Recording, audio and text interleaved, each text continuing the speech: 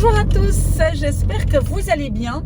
Vous voyez que je suis dans la voiture et donc je ne regarde pas l'écran, je regarde bien le trafic, parce que sinon c'est dangereux. J'ai un appareil spécial pour fixer mon téléphone, mais j'avais envie de papoter un peu avec vous.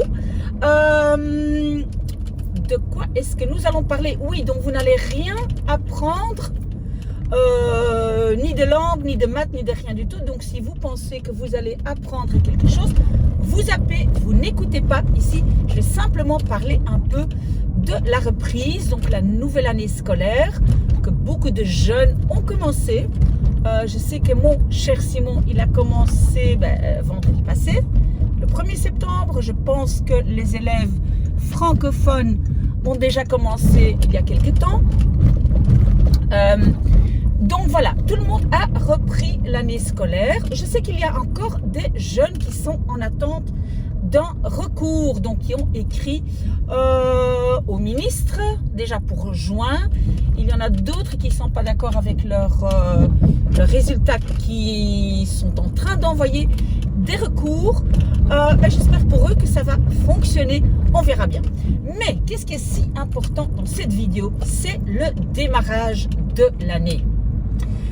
Parce que, qu'est-ce que j'ai vu dans les statistiques de ma chaîne YouTube, et c'est un peu normal, donc en fait, je vois combien de personnes regardent mes vidéos à chaque mois. Je pense que c'est par mois, oui, chaque mois. Oui, je suis désolée, je sors de la douche, mes cheveux sont encore mouillés, je ne suis pas encore très bien coiffée. Je suis désolée, mais au moins, j'ai mes lunettes de Starlet pour faire un peu genre. Bref. Donc, je vois qu'il y a énormément de gens qui regardent mes vidéos le mois de juin. C'est très bien. Pourquoi c'est très bien? Parce que, en fait, notre ASBL gagne de l'argent.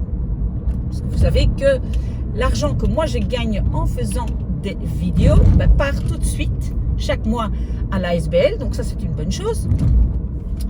Mais ce qui, par contre, est un peu moins bien, c'est que, normalement, vous devriez travailler un tout petit peu toute l'année pour ne pas devoir faire autant à la fin et tellement paniquer, parce que j'ai des jeunes qui ont paniqué, qui m'ont envoyé des messages, mais tous les jours.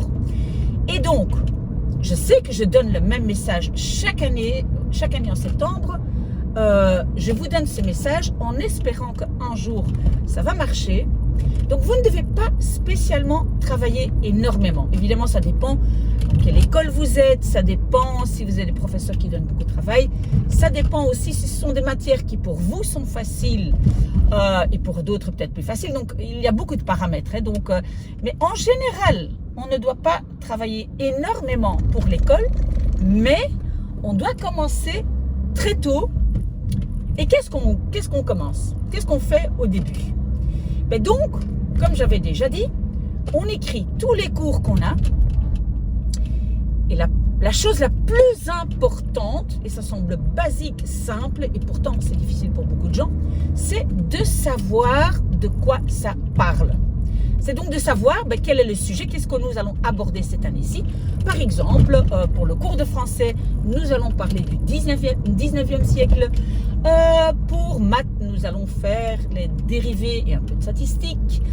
Pour géographie, on va faire les ressources naturelles, etc., etc. Donc ça, c'est très, très important, parce que je vois qu'il y a des jeunes, parce que pour l'école, c'est surtout les jeunes, qui, à la fin de l'année, n'ont pas encore compris de quoi ça parle. Et souvent, ce n'est pas par paresse. Souvent, moi, je comprends ça. Par exemple, on est dans le cours de physique, le professeur explique quelque chose, comment calculer la vitesse d'une voiture qui roule, etc. Et on n'a rien compris. Et ça évolue, et moins on comprend, moins on a envie de travailler. Alors, qu'est-ce qu'on fait quand on a déjà pris du retard? Parce que on sait très bien, il y a des gens qui sont comme moi, un peu procrastinateurs, qui remettent un peu à plus tard, et puis on arrive en novembre. Oh, j'ai rien compris de physique, je ne sais même pas de quoi ça parle. Alors, à ce moment-là, vous devez absolument prendre action, c'est-à-dire vous réveiller Alors, il y a plusieurs possibilités. Vous pouvez toujours demander à vos copains. Il y a des gens qui ne veulent pas, qui trouvent qu'ils ne veulent pas admettre devant leurs copains qu'ils n'ont rien compris. Alors, en dernier lieu, ou même pas en dernier lieu, mais vous avez toujours le choix de me contacter moi, de m'envoyer, de scanner toutes les feuilles de la matière que vous avez vue, ou des manuels, ou voilà, tout ce que vous avez comme livre, ou tout ce que vous n'avez pas. Peut-être que vous avez juste le sujet, et vous auriez dû prendre note, et vous ne l'avez pas fait. Vous revenez vers moi, et vous me demandez de l'aide. Mais vous n'attendez pas une semaine avant les examens. Alors, encore plus pour les langues, parce qu'apprendre une langue, on ne peut pas le faire à la dernière minute. On peut par exemple étudier, si par exemple on est francophone, on parle bien français, on peut à la fin étudier le cours, à savoir quels sont les écrivains du 19e, quels sont les mouvements littéraires, artistiques du 19e. Oui, ça, à la limite, on peut essayer d'étudier en quelques semaines ou en quelques jours. Mais apprendre une langue, apprendre à, par exemple, parler, parce qu'on a toujours un élément oral quand on prend des cours d'anglais, néerlandais, il y en a qui ont espagnol, il y en a qui ont allemand, etc. Et donc, il y a toujours un élément oral et on ne sait pas, et même l'écoute, une nouvelle langue, on ne peut pas l'apprendre, même pas en quelques semaines.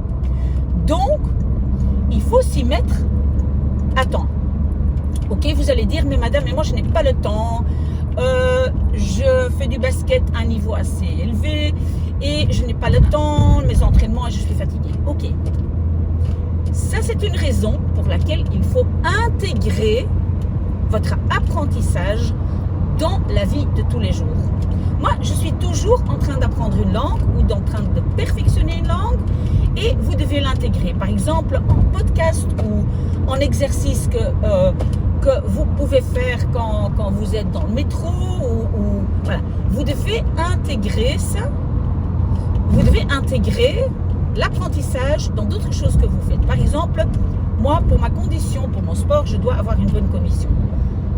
Ok, donc je vais aller courir tous les jours, je vais courir 40 minutes.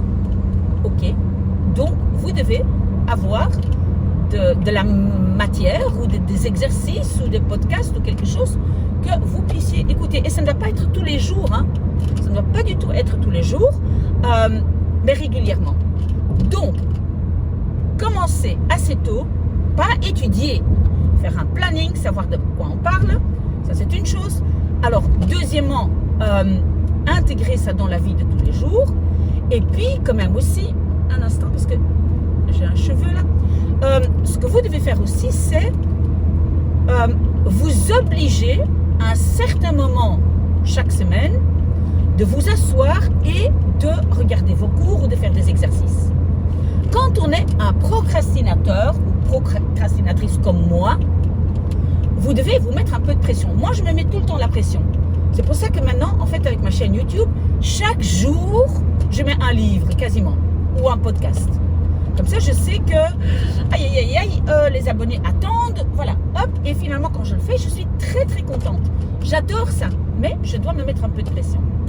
Vous aussi, on va dire une fois par semaine ou 2 fois par semaine, ça dépend de votre temps à disposition. Vous devez vous obliger au moins à être assis quelque part avec vos cours, même si vous ne faites rien, vous n'avez pas votre GSM, vous n'avez pas de quoi vous distraire, vous êtes là. Et même si la première fois vous êtes juste là sans rien faire, au moins vous n'êtes pas en train de scroller sur TikTok, parce qu'on le sait tous, on commence à scroller sur TikTok et oulala, 1 heure à passer, et même parfois plus. On le sait, on a tous le même problème, on a très difficile à se discipliner. Donc, vous devez trouver des, comment je peux dire ça, une pression externe pour vous obliger. Qu'est-ce que par exemple mes enfants ils font pour s'obliger à travailler? Ben, en fait, ils prennent rendez-vous avec les copains dans les bibliothèques. Je pense que vous connaissez déjà le système. Moi, je dois dire que moi, quand moi j'étais jeune et je devais étudier, ça n'existait pas. On devait juste s'organiser, étudier. Et c'est vrai qu'on procrastinait énormément. Heureusement, il n'y avait pas autant de Netflix, TikTok, Instagram, etc. Il n'y avait pas ça. Donc, finalement, voilà, on avait beaucoup moins de distractions. Mais donc, mes propres enfants, pour ne pas... pour quand même s'obliger à travailler et au moins ne pas scroller sur je ne sais pas quoi, ou passer son temps à regarder Netflix, ou passer son temps sur YouTube, ou passer son temps sur autre chose. Voilà, on se dit, ben voilà, nous, on est un groupe, on a envie de réussir. Vous pouvez vous mettre à 2, 3 de la classe, ou même pas de la classe, mais parfois c'est même chouette, quelques personnes de votre classe. Et vous vous organisez pour aller vous asseoir dans, moi je dirais une bibliothèque, mais ça peut être ailleurs. Une bibliothèque, je sais que mon fils parfois, il le fait chez quelqu'un à la maison. Il a un ami dont les parents sont très très souvent absents. Donc, voilà, ils se mettent ensemble à, je pense que parfois ils sont même 5, et ils prennent leur pause ensemble, ils s'encouragent mutuellement. Et voilà, ça les encourage. Donc, s'il vous plaît, trouvez un système pour vous organiser. Moi, je vais faire ce que je raconte maintenant, je vais le faire vendredi prochain avec Simon. Parce que Simon aussi, il a 10 000 activités, il fait de la boxe, il fait des... je ne sais plus comment ça s'appelle, mais toutes sortes d'arts martiaux, je pense. En tout cas, lui aussi, il a énormément de... c'est pas vraiment des distractions, mais des hobbies, des activités. Donc, vous devez absolument trouver un système qui fonctionne pour vous. Parce que ça, c'est mon dernier conseil. Vous devez trouver un système qui fonctionne pour vous. Pas tout fonctionne pour tout le monde. D'accord ? Si vous avez des problèmes quand même et vous avez envie de vous structurer, de vous discipliner, voilà. Vous m'envoyez un message et je vais vous aider. Alors, dernière chose que je voulais dire, parce que j'ai quand même eu l'impression pendant ces vacances qu'il y a pas mal de gens qui dépriment un peu et qui m'envoient des messages. Donc, c'est pour faire des vidéos, etc. ou pour me parler. Mais j'ai quand même l'impression qu'il y a pas mal de jeunes aujourd'hui qui ont très difficile et qui sont dans une sorte de... Dépression, c'est peut-être un grand mot, mais quand même qui ne se sentent pas très bien. Je comprends ça parce que, et maintenant c'est la vieille dame qui va parler, à mon époque, les choses étaient beaucoup plus simples. On ne devait pas être très très joli. On ne devait pas être parfaitement trilingue et quadrilingue, etc. On ne devait pas exceller dans tous les sports. On ne devait pas avoir un œil parfait, des oreilles parfaites, etc. Donc, j'ai envie de dire que... oui, vous voyez, je suis dans un tunnel ici. Hein. Vous voyez encore, vous m'entendez ? J'ai quand même envie de dire que à mon époque, la vie était un peu moins complexe. Aujourd'hui, on a tous l'impression que tout le monde est parfait, sauf moi. Sauf soi-même. Ben moi, j'ai parfois cette idée. Hein. Quand, par exemple, je dois m'organiser, comme ce matin pour mes vidéos YouTube, et je ne m'étais pas bien préparée, et j'avais dormi trop tard, et je me suis dit, mais c'est pas possible, mais est-ce que je suis un loser ? Je suis sûre que tout le monde est bien organisé, sauf moi. Et donc, tout le monde pense ça. Tout le monde pense que les autres sont parfaits, et moi pas. Eh bien non, ce n'est pas le cas. Donc, si vous ne sentez pas bien, vous sentez un peu mal dans votre peau, vous n'avez pas les moyens pour aller à Dubaï, à New York, Safari, etc. Parce que tout ce qu'on voit sur les réseaux sociaux, je peux vous jurer que ce n'est pas tout le monde qui fait tout ça. Hein. Ce sont des images et souvent, quand les gens sont sur place, ils prennent des photos et des vidéos vraiment instagrammables pour impressionner tout le monde. Mais souvent, quand on est sur place, c'est pas tout à fait ça. Donc voilà. Mais je comprends donc qu'il y a des gens qui se sentent mal. Alors, pour moi, le conseil pour les gens qui se sentent pas bien, et ça c'est le conseil que moi j'ai reçu en fait de mon grand-père. Mon grand-père, il a vécu jusqu'à l'âge de, je sais plus, mais c'était 104, 105, enfin il est devenu très très vieux. Et finalement, en fait, on a eu un peu l'impression qu'il se laisser mourir est un peu, voilà, c'est peut-être exagéré, mais il a dit, mais tous mes amis sont morts, voilà. Donc voilà, finalement, il était très très content de partir, si je peux le dire comme ça. Et en fait, c'est fantastique. Hein.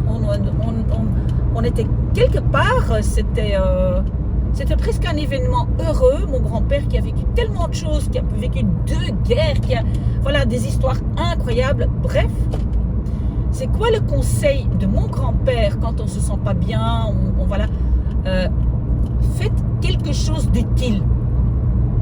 Et je pense, je n'ai pas encore analysé tout ça, mais je pense que ça, c'est une des raisons pourquoi moi, j'ai toujours beaucoup d'énergie.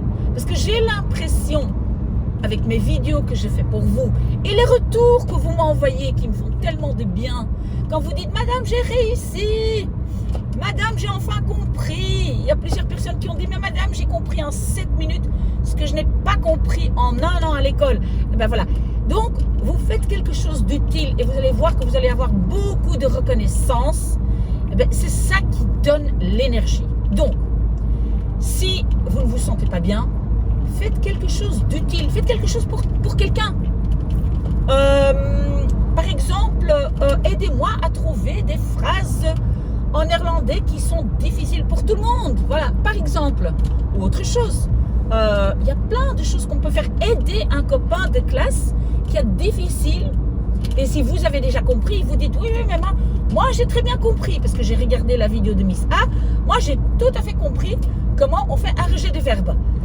Attends un instant, moi je vais t'expliquer. Voilà, on fait quelque chose d'utile.